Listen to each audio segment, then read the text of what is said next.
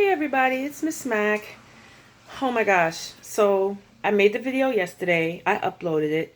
I got up this morning and deleted it by mistake. And I have no idea how to retrieve it. So I am starting all over. And I'm so annoyed with myself. Anyway, I know somebody out there knows how to retrieve a deleted video. And you will be talking with me tomorrow so that I know in the future when I goof up something, I know how to fix it. Anyway, let's get to chapter 32. It's late in the day, and I want to make sure that you guys get this video before it gets too late. So in chapter 32, we're continuing our conversation about the Great Fire in New York City. And on Friday, we discussed the figurative language that Hals Anderson uses to depict the horror and the chaos of the fire. And so chapter 32 gets into the aftermath. What is going on in the city of New York just following this very horrific fire? And so this afternoon, we're going to be annotating for a central idea. And so you know that you should have a who, what gist on each page. And I'm also going to be pointing out some other very interesting facts in chapter 32 that you will definitely see on a quiz tomorrow when I see you at school. So let's get started. Chapter 32. Join me, won't you, on page 196. Sunday, September 22nd through Thursday, September 26th. And of course, we know the year is 1776. Our distresses were very great indeed before, but this disaster has increased them tenfold. Many hundreds of families have lost their all and are reduced from a state of affluence to the lowest ebb of want and wretchedness, destitute of shelter, food, or clothing. New York Mercury newspaper. So people are in a state of extreme sadness, depression, and distress because everything that they have, all of their belongings, their homes, have been destroyed by the fire. So let's get into this. I think that a really cool quiz question would be, why does Hals Anderson choose this particular excerpt from the New York Mercury newspaper as the beginning of chapter 32? So why does she use this primary source at the beginning of chapter 32? Bonus question on your quiz tomorrow. Let's get into it. Near 500 homes were destroyed last night, plus shops, churches, and stables. Thousands of people were homeless without even a change of underclothes or clean stockings. Many did not eat meat for weeks on account of the death smell that poisoned the air. The job of finding bodies was so gruesome it caused grown men to scream out loud.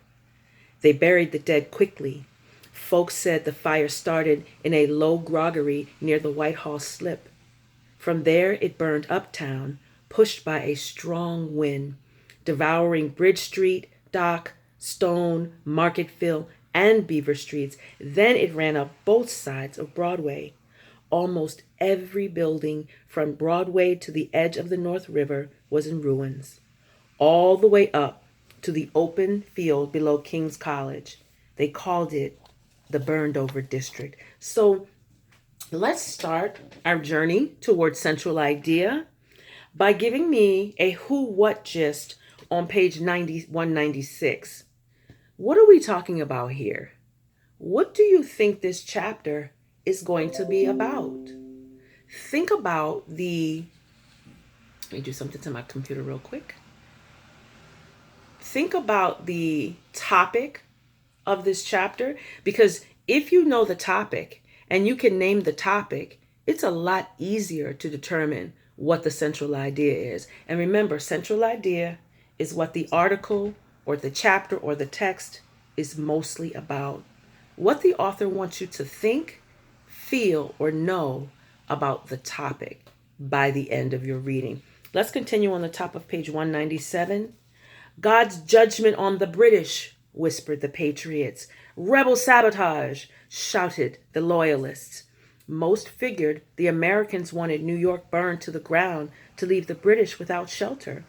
While the fire still raged, groups of soldiers searched for arsonists. One man, found with rosin and brimstone-tipped slivers of wood in his pocket, was tossed into a burning cobbler's shop. Another was quickly executed with a bayonet through the chest. Half a dozen people were hung while the fire still raged, one from the signpost of a tavern. Another was hung from his heels and had his throat slashed. So, let's go back. The city is going crazy. Everything is burned down, and people are running around and accusing each other.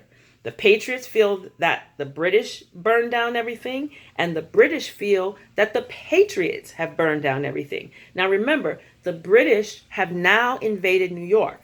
Remember, at the beginning of the chapter, it was the Patriots who had occupied New York and were really the ones in power. And now, since that scene in the church where Isabel and Madame Lockton and Ruth are all at church, and then someone comes in and say, hey, the British are coming, and they all run downtown and they see that the British ships are starting to come in. And so now we're in a situation where the city is really ruined, has been burned down, and everyone is accusing everyone. And people are being hung, people are being stabbed, people are being thrown into burning buildings. The city is really chaotic. And a quiz question might be, what are some of the things that happen to people after the fire? Okay, do a gist there, circle, underline, or highlight. I think I see about 4 or 5 different things that happen to people after the fire, and I'm going to tell you one. So one man was tossed into a burning cobbler shop. Another was executed with a bayonet through the chest. So that's 2. I want you to highlight, underline, or circle the other ones that are found on that page, and give me a little gist on that page saying in the aftermath or people killed after the fire. Okay, so let's continue. I'm in the middle of page 197. The day after the fire, they captured a school teacher named Nathan Hale up island near the Dove Tavern. He admitted he was a spy, but said he did not set the fire. There was no trial nor proof of guilt. They put a rope around his neck and hung him high.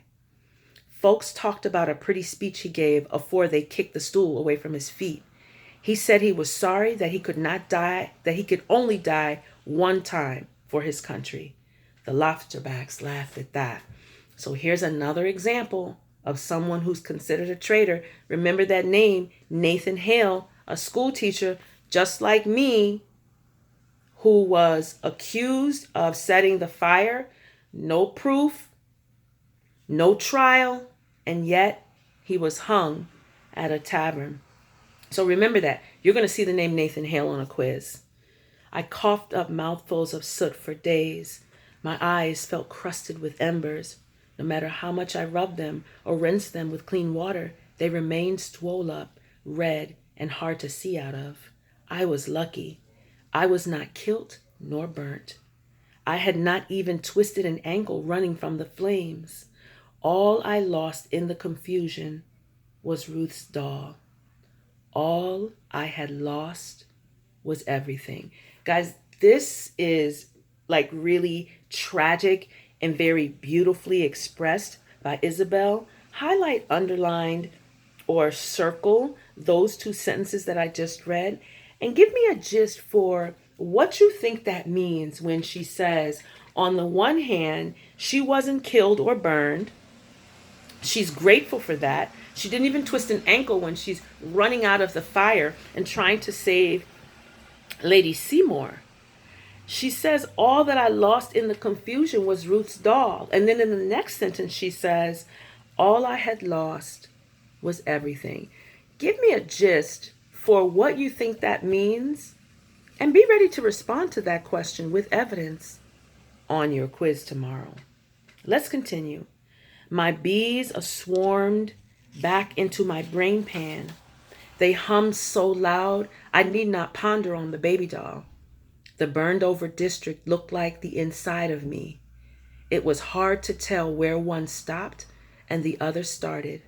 I feared my wits had been melted by the flames, twisted and charred. Again, we see this beautiful imagery by Hans Andersen that expresses just the horror and the chaos. And now it's focused specifically on Isabel. And Isabel does a great job of explaining to us or expressing to us what she's feeling. She tells you on the one hand that the district is burned over, and then she compares that to how she feels on the inside. She says, the burned over district looked like the inside of me. And it was hard to tell where one stopped and the other started. So it's hard for her to tell where the burned setting of the town, of the city, where that begins and where she ends, and vice versa. She's so devastated by the fire, and also by the fact that she ended up having to leave Ruth's doll in the burning house, because remember, Ruth is gone now, and this is the only thing that she has to remind her of her sister. And she says, it was hard to tell where one stopped and the other started.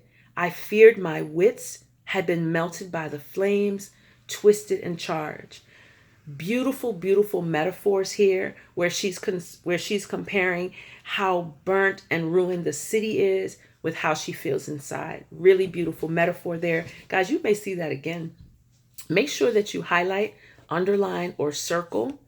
I feared my wits had been melted by the flames, twisted and charred. And give me a gist in the margin for what that means. What is that telling us about Isabel's mental and emotional state? What is she thinking? How is she feeling? Let's continue. Dr. Destage came to examine Lady Seymour. The left side of her body had gone to sleep and would not wake. The doctor said it was the apoplexy brought on by the fire. He bled her twice and prescribed Mardant's drops to cleanse her blood. So let's go back, highlight, underline, or circle. He bled her twice. Now, back in those days, they would use these little bugs that kind of looked like roaches called leeches. If you don't know what one looks like and you're curious, it's super gruesome. Go ahead and Google leech and you'll see. And what they would do is they would place the leech on the part of your body that was sick or afflicted, and the leech would suck your blood. And in this way, they believed that all the sickness or the illness would come out of you through the sucking of your blood of the leech. So very similar to a mosquito. A mosquito bites you, and the reason the mosquito is biting you is because they're sucking your blood. Bed bugs do the same thing.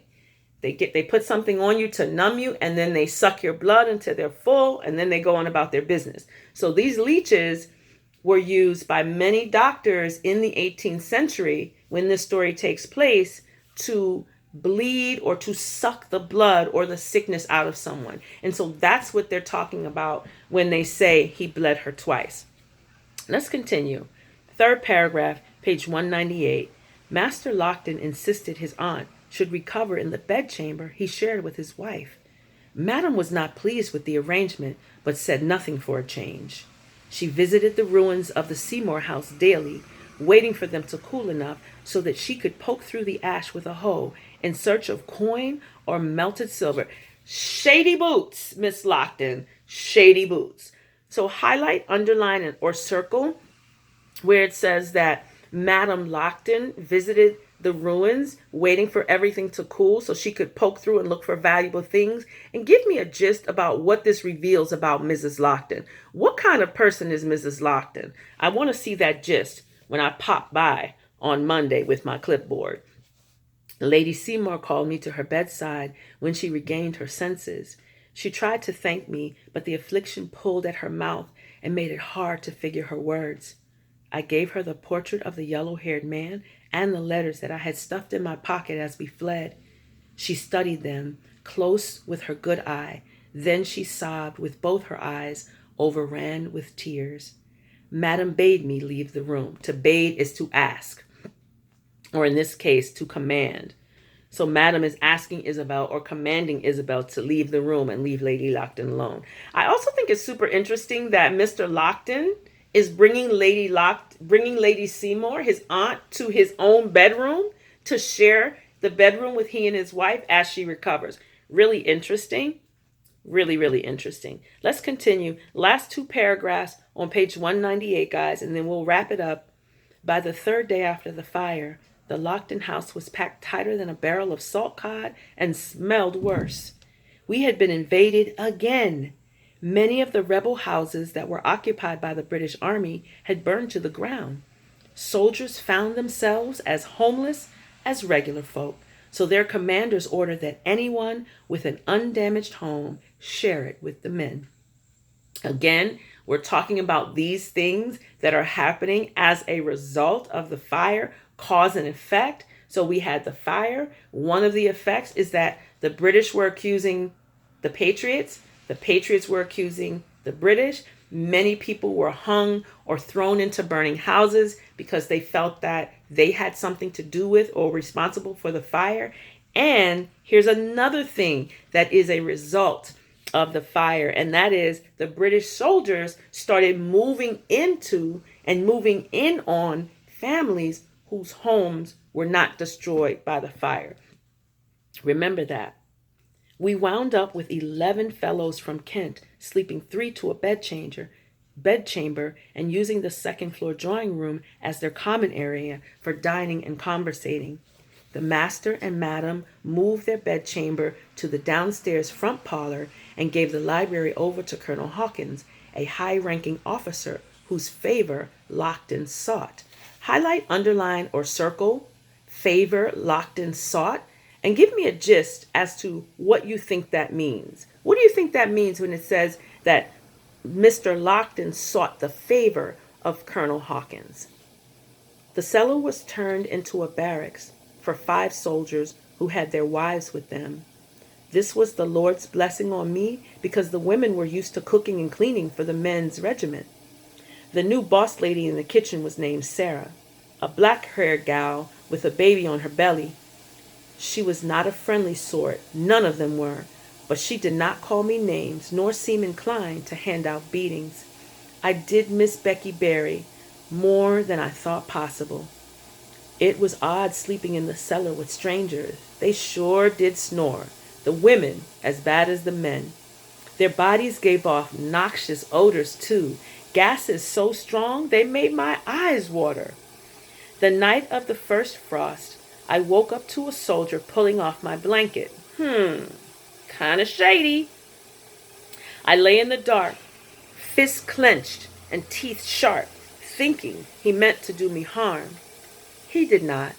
He was simply cold and in need of another layer of cloth. Next morning, Sarah agreed I could move my pallet up to the kitchen hearth. It was lonely sleeping without that fool doll. All right, guys, so you need to have a who, what gist on each of those pages that I just read. And I want you at the bottom of page 199 to do a central idea statement. So what does the author want us to think, feel, or know about the topic? So you have to start by telling me what is the topic or what is the subject of chapter 32. And then tell me what Hals Anderson wants us to think, feel, or know about the topic of chapter 32. Guys, I'm looking forward to seeing you tomorrow. Make sure you come prepared for your quiz on chapter 31 and chapter 32. And come with your gists. I will be looking for a who, what gist on every page. I will be looking for the gists that I mentioned. That will be the focus of your quiz. And I'm also going to be looking for your central idea statement. Guys, see you tomorrow. Have a great night.